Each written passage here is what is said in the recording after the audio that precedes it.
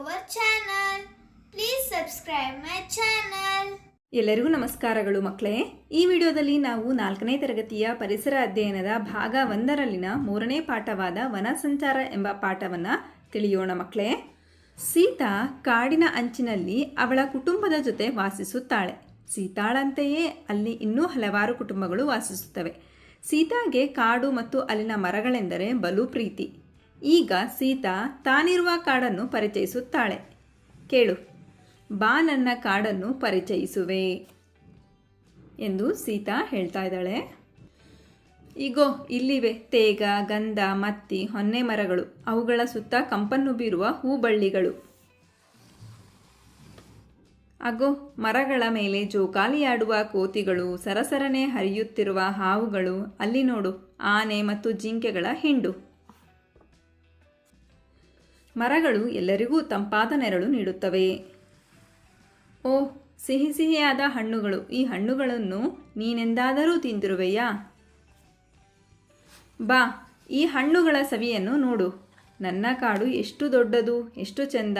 ಇದೇ ನನ್ನ ಮನೆ ಅಂತ ಹೇಳ್ತಾ ಇದ್ದಾಳೆ. ಈ ಪುಟದ ಮೊದಲ ಚಿತ್ರದಲ್ಲಿ ನೀನು ರುಚಿ ನೋಡಿರುವ ಹಣ್ಣುಗಳಿಗೆ ವೃತ್ತ ಹಾಕು ಅಂತ ಕೊಟ್ಟಿದ್ದಾರೆ ಮಕ್ಕಳೇ. ನೋಡಿ ಮಕ್ಕಳೇ, ಈ ಚಿತ್ರದಲ್ಲಿ ನೀವು ಯಾವ ಹಣ್ಣಿನ ರುಚಿಯನ್ನು ನೋಡಿದ್ದೀರಾ ಆ ಹಣ್ಣುಗಳಿಗೆ ನೀವು ವೃತ್ತವನ್ನು ಹಾಕಿ ಮಕ್ಕಳೇ. ನಿನ್ನ ಊರಿನ ಬಳಿ ಸಿಗುವ ಅಥವಾ ಬೆಳೆಯುವ ಹಣ್ಣುಗಳನ್ನು ಪಟ್ಟಿ ಮಾಡು ಅಂತ ಕೊಟ್ಟಿದ್ದಾರೆ ಮಕ್ಕಳೇ. ನೀವು ನಿಮ್ಮ ಊರಿನಲ್ಲಿ ಸಿಗುವ ಹಣ್ಣುಗಳ ಪಟ್ಟಿಯನ್ನು ನೀವು ಮಾಡಿ. ಬಾಳೆಹಣ್ಣು, ಸಪೋಟ, ದ್ರಾಕ್ಷಿ, ಪೇರಲೆ, ಸೀತಾಫಲ, ರಾಮಫಲ, ಪಪ್ಪಾಯ, ನೇರಳೆ, ಹಲಸು, ದಾಳಿಂಬೆ. ಕಾಡಿನಲ್ಲಿರುವ ಗಿಡ ಮರಗಳಿಂದ ನಮಗೆಲ್ಲರಿಗೂ ಎಷ್ಟೊಂದು ವಸ್ತುಗಳು ದೊರೆಯುತ್ತವೆ ಎಂದು ನಿನಗೆ ಗೊತ್ತೇ? ಚಿತ್ರವನ್ನು ನೋಡಿ ತಿಳಿ. ಚಿತ್ರದಲ್ಲಿರುವ ವಸ್ತುಗಳ ಹೆಸರನ್ನು ಅವುಗಳ ಕೆಳಗೆ ಬರೆ ಅಂತ ಕೊಟ್ಟಿದ್ದಾರೆ ಮಕ್ಕಳೇ. ನೋಡಿ ಮಕ್ಕಳೇ, ಕಾಡಿನಲ್ಲಿರುವ ಗಿಡ ಮರಗಳಿಂದ ನಮಗೆಲ್ಲರಿಗೂ ಎಷ್ಟೊಂದು ವಸ್ತುಗಳು ದೊರೀತಾವಲ್ವಾ? ಹಾಗಾದರೆ ನೋಡಿ, ಇಲ್ಲಿ ಕೊಟ್ಟಂತಹ ಚಿತ್ರಗಳ ವಸ್ತುಗಳ ಹೆಸರುಗಳನ್ನು ನೀವು ಬರೀಬೇಕು. ಮೊದಲನೇದು ಮೇಜು, ಕುರ್ಚಿ, ಪೇಪರ್, ಕಡ್ಡಿಪೆಟ್ಟಿಗೆ, ಸೌದೆ, ಗೆಣಸು, ಹುಲ್ಲು, ಬಾಗಿಲು, ಕಿಟಕಿ, ಹೂವು, ಇಂಕ್, ಅಂಟು, ಜೇನುತುಪ್ಪ. ಇಲ್ಲಿ ಕೊಟ್ಟ ಎಲ್ಲ ಚಿತ್ರಗಳ ಹೆಸರುಗಳನ್ನು ಬರೆಯಿರಿ ಮಕ್ಕಳೇ. ನಂತರ ಹಿಂದಿನ ತರಗತಿಯಲ್ಲಿ ಮರಗಳ ಬಗ್ಗೆ ತಿಳಿದಿರುವೆ. ನಿನ್ನ ಊರಿನಲ್ಲಿ ಬೆಳೆಯುವ 10 ಮರಗಳ ಹೆಸರನ್ನು ಬರೆ. ಈ ಮರಗಳು ಕಾಡಿನಲ್ಲಿಯೂ ಬೆಳೆಯುತ್ತವೆಯೇ? ಹಿರಿಯರೊಡನೆ ಕೇಳಿ ತಿಳಿದುಕೋ ಅಂತ ಕೊಟ್ಟಿದ್ದಾರೆ ಮಕ್ಕಳೇ. ನೋಡಿ, ನಿಮ್ಮ ಊರಿನಲ್ಲಿ ಬೆಳೆಯುವ 10 ಮರಗಳ ಹೆಸರುಗಳನ್ನು ಬರೆಯಿರಿ ಮಕ್ಕಳೇ. ಬೇವಿನ ಮರ, ತೇಗದ ಮರ, ಮಾವಿನ ಮರ, ಹುಣಸೆ ಮರ, ಹಲಸಿನ ಮರ, ಈಚಲ ಮರ, ಆಲದ ಮರ, ಶ್ರೀಗಂಧದ ಮರ, ಹೊನ್ನೆ ಮರ, ಬಿಲ್ವಪತ್ರೆ ಮರ. ಸಾಮಾನ್ಯವಾಗಿ ನಿನ್ನ ಊರಿನಲ್ಲಿ ಕಂಡುಬರುವ ಹಾಗೂ ಕಾಡಿನಲ್ಲಿ ಕಂಡುಬರುವ 5 ಮರಗಳ ಹೆಸರುಗಳನ್ನು ಬರೆ ಅಂತ ಕೊಟ್ಟಿದ್ದಾರೆ ಮಕ್ಕಳೇ. ನಿನ್ನ ಊರಿನಲ್ಲಿ ಕಂಡುಬರುವ ಮರಗಳ ಹೆಸರುಗಳನ್ನು ಇಲ್ಲಿ ಬರಿಬೇಕು. ಕಾಡಿನಲ್ಲಿ ಬೆಳೆಯುವ ಮರಗಳ ಹೆಸರುಗಳನ್ನು ಈ ಕಡೆ ಬರಿಬೇಕು ಮಕ್ಕಳೇ.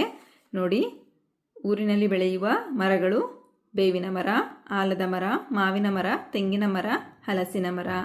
ಕಾಡಿನಲ್ಲಿ ಬೆಳೆಯುವ ಮರಗಳು ಶ್ರೀಗಂಧದ ಮರ, ಅತ್ತಿ ಮರ, ಬಿಲ್ವ ಮರ, ತೇಗದ ಮರ, ಬೀಟೆ ಮರ.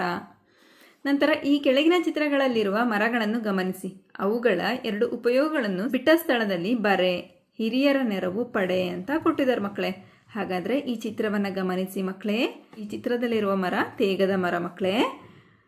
ತೇಗದ ಮರದಿಂದ ಏನು ಉಪಯೋಗಗಳು ಅಂತಂದರೆ ಪೀಠೋಪಕರಣಗಳನ್ನು ಮಾಡಲು ಬಳಸಬಹುದು ಮಕ್ಕಳೇ. ನಂತರ ಹಡಗು ಮತ್ತು ದೋಣಿಗಳನ್ನು ನಿರ್ಮಾಣ ಮಾಡಲು ಬಳಸುವರು. ಶ್ರೀಗಂಧದ ಮರ ಸುಗಂಧ ದ್ರವ್ಯ ಮತ್ತು ಸೌಂದರ್ಯವರ್ಧಕಗಳನ್ನು ತಯಾರಿಸಲು ಬಳಸುವರು. ನಂತರ ದೇವತಾ ಮೂರ್ತಿಗಳನ್ನು ಕೆತ್ತಲು ಬಳಸುವರು. ನಂತರ ನೇರಳೆ ಮರ. ಈ ಹಣ್ಣುಗಳಲ್ಲಿ ವಿಟಮಿನ್ ಸಿ ಮತ್ತು ಕಬ್ಬಿಣಾಂಶ ಹೆಚ್ಚಿರುತ್ತದೆ. ಮಧುಮೇಹದ ನಿಯಂತ್ರಣಕ್ಕೆ ಸಹಾಯಕ. ನಂತರ ಆಲದ ಮರ ಪರಿಸರದ ಸಂರಕ್ಷಣೆ ಮತ್ತು ದಟ್ಟವಾದ ನೆರಳು ನೀಡುತ್ತದೆ. ಪಕ್ಷಿ ಪ್ರಾಣಿಗಳಿಗೆ ಆಶ್ರಯ ತಾಣವಾಗುತ್ತದೆ. ಆಯುರ್ವೇದ ಮತ್ತು ಔಷಧೀಯ ಗುಣವನ್ನು ಹೊಂದಿದೆ. ನಂತರ ಹೊಂಗೆ ಮರ. ಈ ಮರದ ಎಣ್ಣೆಯನ್ನು ತೆಗೆದು ಕೀಲು ನೋವಿಗೆ ಬಳಸುವರು. ಅಷ್ಟೇ ಅಲ್ಲ ಮಕ್ಕಳೇ, ನೈಸರ್ಗಿಕ ಕೀಟನಾಶಕವಾಗಿ ಬಳಸಲಾಗುತ್ತದೆ. ನಂತರ ಬೇವಿನ ಮರ. ಈ ಮರದಿಂದ ಪೀಠೋಪಕರಣಗಳನ್ನು ತಯಾರಿಸುತ್ತಾರೆ. ಬೇವಿನ ಮರದ ಎಲೆಗಳು ರೋಗ ನಿರೋಧಕ ಶಕ್ತಿಯನ್ನು ಹೆಚ್ಚಿಸುವಲ್ಲಿ ಸಹಾಯಕವಾಗಿವೆ. ನಂತರ ಬೆಟ್ಟದ ನೆಲ್ಲಿಕಾಯಿ. ವಿಟಮಿನ್ ಸಿ ಹೆಚ್ಚಾಗಿರುವ ಕಾರಣ ಔಷಧವಾಗಿ ಬಳಸುತ್ತಾರೆ. ಈ ನೆಲ್ಲಿಕಾಯಿಯ ಉಪ್ಪಿನಕಾಯಿ ಮಾಡುತ್ತಾರೆ. ನಂತರ ಬಿದಿರು. ಏಣಿ, ತೊಟ್ಟಿಲು, ಕೊಳಲು, ಚಾಪೆ, ಬುಟ್ಟಿ ಮೊರ ಬೀಸಣಿಕೆ ಮಾಡಲು ಬಿದಿರನ್ನು ಬಳಸುವರು. ಅಷ್ಟೇ ಅಲ್ಲ ಮಕ್ಕಳೇ, ಗೃಹ ನಿರ್ಮಾಣದಲ್ಲೂ ಸಹ ಈ ಬಿದಿರನ್ನು ಬಳಸ್ತಾರೆ.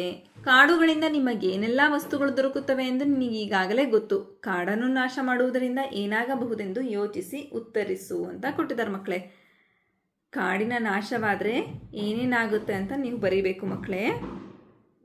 ಕಾಡಿನ ನಾಶದಿಂದ ವನ್ಯಜೀವಿಗಳಿಗೆ ವಾಸಸ್ಥಾನ ಇಲ್ಲದಂತಾಗುತ್ತದೆ.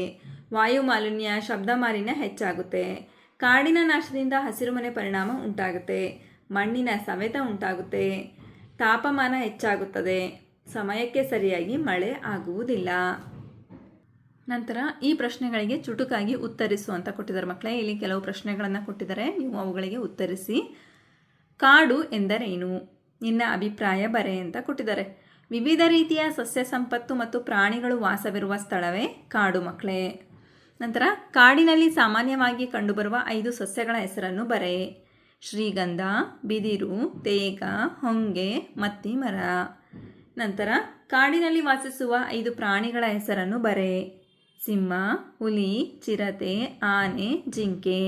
ನಂತರ ಕಾಡಿನಿಂದ ದೊರೆಯುವ 5 ಹಣ್ಣುಗಳನ್ನು ಹೆಸರಿಸು. ನೇರಳೆ, ಬೆಟ್ಟದ ನೆಲ್ಲಿ, ಹಲಸು, ಸೀಬೆ, ಸೀತಾಫಲ. ನಂತರ ಕಾಡಿನಿಂದ ಆಗುವ 5 ಉಪಯೋಗಗಳನ್ನು ಬರೆ ಅಂತ ಕೊಟ್ಟಿದ್ದಾರೆ ಮಕ್ಕಳೇ. ಕಾಡಿನಿಂದ ಹಲವಾರು ಉಪಯೋಗಗಳಿವೆ ಅಲ್ವಾ, ನೀವು ಯಾವುದಾದ್ರೂ 5 ಉಪಯೋಗಗಳನ್ನು ಬರೆಯಿರಿ ಮಕ್ಕಳೇ. ಕಾಡಿನ ಮರಗಳು ಶುದ್ಧ ಗಾಳಿಯನ್ನು ನೀಡ್ತವೆ. ವನ್ಯಜೀವಿಗಳಿಗೆ ಆಶ್ರಯ ನೀಡ್ತವೆ. ಮಳೆ ತರಿಸಲು ಸಹಾಯಕವಾಗಿದೆ. ಅಂತರ್ಜಲವನ್ನು ಹೆಚ್ಚಿಸುತ್ತವೆ. ಕಾಡಿನ ಮರಗಳು ಮಣ್ಣಿನ ಸಂರಕ್ಷಣೆ ಮಾಡುತ್ತವೆ.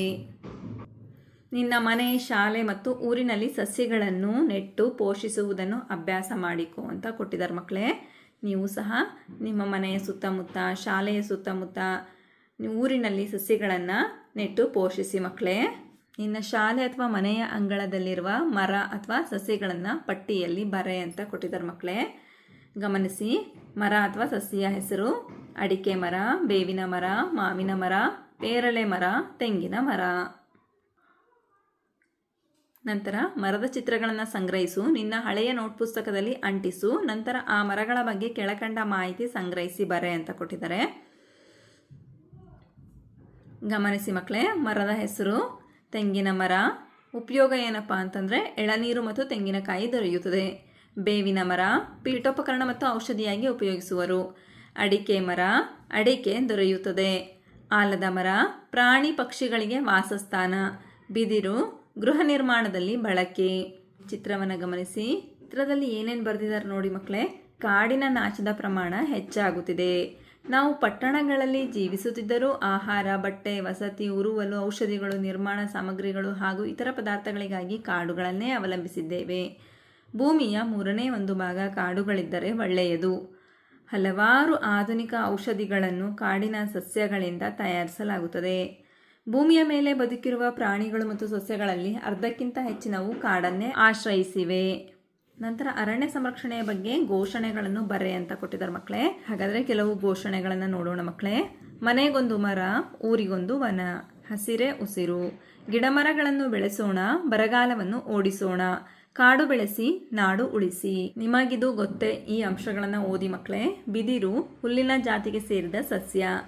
ಕೆಲವು ಜಾತಿಯ ಸಸ್ಯಗಳ ಎಲೆಗಳಿಂದಲೇ ಸಸಿಗಳು ಹುಟ್ಟುತ್ತವೆ. ಉದಾಹರಣೆ ಬ್ರಯೋಫಿಲಮ್. ಕರಾವಳಿಯಲ್ಲಿ ಬೆಳೆಯುವ ಮ್ಯಾಂಗ್ರೋವ್ ಅಥವಾ ಕಾಂಡ್ಲಾ ಸಸ್ಯಗಳ ಬೀಜಗಳು ಸಸ್ಯಗಳಲ್ಲೇ ಮೊಳಕೆಯಾಗಿ ಸಸಿಗಳು ನೆಲಕ್ಕೆ ಉದುರಿ ಬೆಳೆಯುತ್ತವೆ. ಹೂಜಿ ಗಿಡ, ಕೋಬ್ರಾ ಲಿಲ್ಲಿ, ಡ್ರಾಸೆರಾ ಇತ್ಯಾದಿ ಸಸ್ಯಗಳು ಕೀಟಗಳನ್ನು ತಿನ್ನುತ್ತವೆ. ಇವನ್ನು ಕೀಟಹಾರಿ ಸಸ್ಯಗಳೆನ್ನುವರು. ನೋಡಿ ಮಕ್ಕಳೇ, ಹೂಜಿ ಗಿಡ, ಕೋಬ್ರಾ ಲಿಲ್ಲಿ, ಡ್ರಾಸೆರಾ. ಕೋಕೋ ಡಿ ಮೇರ್ ಎಂಬ ಸಸ್ಯದ ಬೀಜವು ಸಸ್ಯ ಪ್ರಪಂಚದಲ್ಲೇ ಅತಿ ದೊಡ್ಡದು. ಇದರ ತೂಕ ಸುಮಾರು 18 kg. ನಂತರ ಕರ್ನಾಟಕದಲ್ಲಿ 5 ರಾಷ್ಟ್ರೀಯ ಉದ್ಯಾನವನಗಳು, 5 ಪಕ್ಷಿಧಾಮಗಳು ಮತ್ತು 16 ವನ್ಯಧಾಮಗಳು ಇವೆ. ಅರ್ಥ ಆಯ್ತಲ್ವಾ ಮಕ್ಕಳೇ? ನೀವು ಸಹ ಈ ಪಾಠವನ್ನು 2 ಬಾರಿ ಓದಿ ಅರ್ಥೈಸಿಕೊಳ್ಳಿ ಮಕ್ಕಳೇ. ಇದರಲ್ಲಿ ಕೊಟ್ಟಿರ್ತಕ್ಕಂತಹ ಎಲ್ಲ ಪ್ರಶ್ನೆಗಳಿಗೆ ನಿಮಗೆ ಉತ್ತರ ಲಭಿಸಿದೆ ಅಂತ ನಾನು ಭಾವಿಸ್ತಾ ಇದ್ದೀನಿ. ಧನ್ಯವಾದಗಳು. ನಮ್ಮ ವಿಡಿಯೋ ಇಷ್ಟವಾದಲ್ಲಿ ಪ್ಲೀಸ್ ಸಬ್ಸ್ಕ್ರೈಬ್ ಮಾಡಿ, ಲೈಕ್ ಮಾಡಿ, ಶೇರ್ ಮಾಡಿ, ಪ್ರೋತ್ಸಾಹಿಸಿ.